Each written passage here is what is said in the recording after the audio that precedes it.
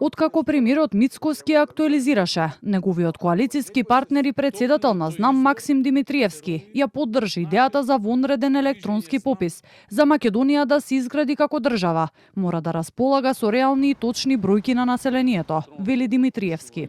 Ја поздравуваме таа идеја на премиерот и секако чекаме тој материјал да дојде до нас и веднаш потоа ќе се произнесеме.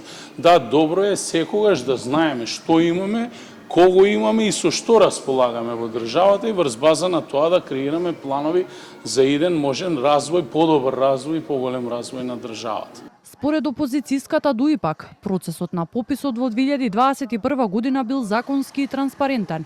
Идејата за вонреден попис ја оценуваат како делегитимизација на оно од 2021 со цел да се намали застапеноста на албанците. Сметаат дека се успоруваат и правата на диаспората и велат дека секој која поткова еднаквост и меѓуетничките односи ќе се сноси со одговорност.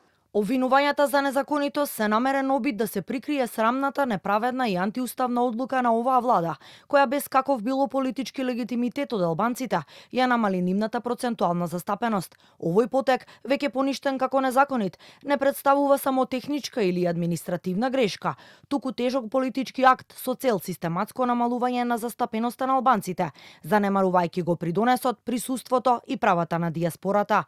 Велат од ДУИ, пописот од 2021 година одвреди го оценуваат како една од најголемите институционални неправди извршени врз албанскиот народ во Македонија.